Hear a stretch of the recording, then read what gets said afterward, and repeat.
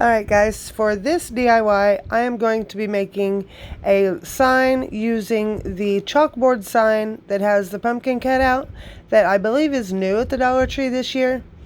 I also have some scrapbook paper, couldn't think of the name of it, that I got from Hobby Lobby. I believe it was 69 cents a sheet. I got these letters from Hobby Lobby as well. They came two to a pack for $1.49. I did find the exact same letters at Walmart before I got these that were about $1 a piece. I'm pretty sure they were 97 cents a piece. And this is me matching them up, and they are exactly the same. So for an extra 50 cents, you get another letter. So you might check out Hobby Lobby and see if they have them in stock, and you can get two, which I had to get the 2 packs to get the 2 L's for fall for this sign. So first thing I'm going to do is cut out workable squares to adhere these letters to the paper. And I will be using Mod Podge. So I just cut out these small squares. I cut out 4 of them. And I Mod Podge all over the letter and just stick this square to that letter. And then once it dries, I will be cutting it out, cutting the excess paper off around the edges.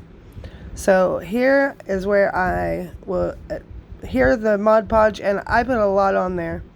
I did not want it to come off, and I wanted to make sure that the paper got good and saturated. So I painted it on thick using a sponge. So I'm pretty sure I got about as much on my fingers as I got on that letter, but it worked.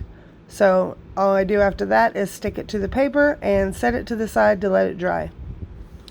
Now you might want to set it like up on a rack. That way you don't accidentally, if there's extra Mod Podge, you don't accidentally like glue it to another sheet of paper, because that would be a mess to try to undo. It can be fixed, but if you can avoid it, that's what I would do.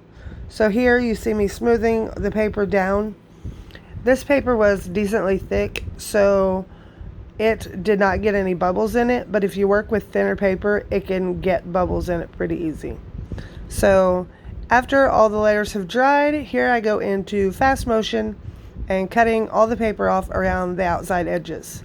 Then I take a piece of fine grained sandpaper and sand off any little bits of paper that I may have missed with my razor knife.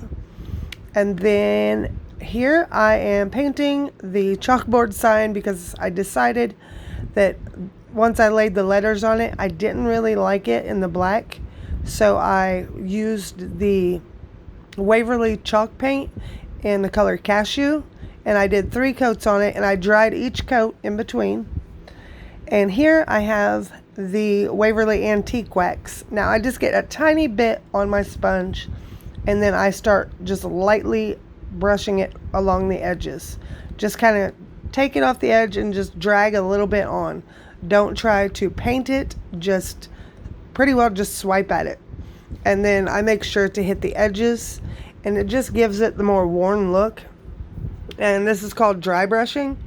And here and there I will hit my brush in the middle of that board, just because, you know, wood has darker spots, so I kind of wanted to blend it in and just make it look as much like natural wood as I could.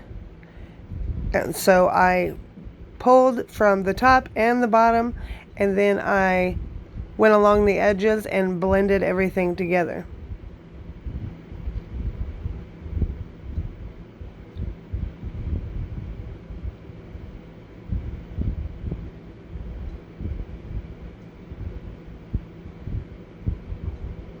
And then once I was done dry brushing, since I had done it so thin, it dries really quick, and the chalk paint really does dry quick. I didn't even have to use my heat gun or anything.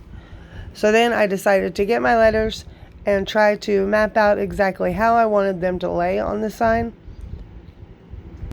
So I just line them up straight up and down underneath the pumpkin cutout, spaced as evenly as I could. I didn't measure it. You could measure it and mark it off. I just eyeballed it and used some Gorilla hot glue and put it all along the back of that letter and centered it as best I could and pushed it down.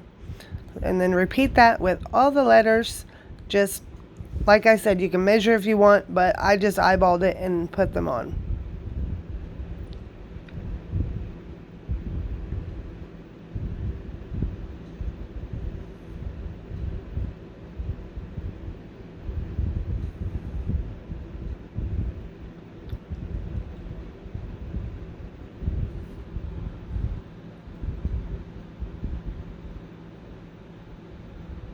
Now that I have all the letters on, I am trying to figure out exactly how I wanted to do the handle. I started to use the regular twine to put back in it, but I decided I didn't like that look.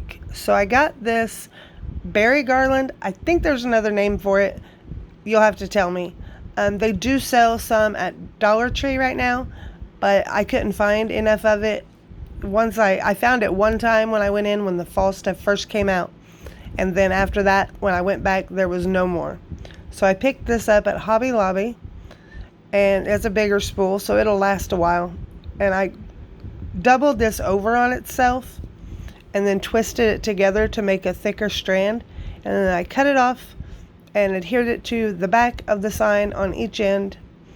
And I just used the Gorilla Super Glue again, or hot glue, I'm sorry, and glued it down where the holes were. That way I knew that it was centered where I was putting it. And then I made sure to wipe the front in case any of the hot glue had seeped through those little holes. So here's where I am trying to figure out what kind of bow I wanted on the front of this sign. Now I should have flipped it over, but I was letting that hot glue dry because I went to all this trouble making this buffalo check bow. And then once I flipped it over, I hadn't even thought about the fact that the letters on the sign were orange buffalo check, and here I am trying to do the black and white one on it. So I made this bow, so I'm not using it on this sign, but I do show how to make a bow. You just put your hand in the middle and then lay it over to where it kind of makes a breast cancer awareness shaped ribbon, and then bunch it up in the middle and tie it off with wire.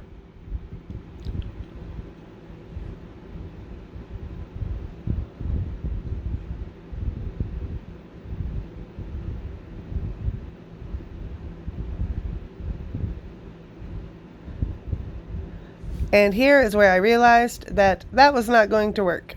So I will use that bow for another DIY, but this one is burlap and I thought that would look really cute. So here's where I laid it over, made that breast cancer awareness shape ribbon, and then bunched it together at the middle.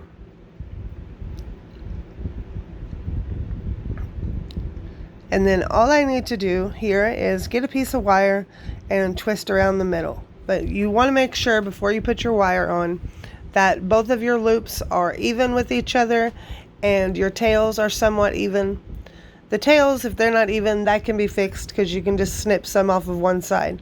But you really want to make sure those loops are even. That way your bow doesn't look lopsided. So then I will dovetail the ends of this ribbon by just folding it in half and snipping from the middle of the ribbon down to the outside edges. And I hope that makes sense.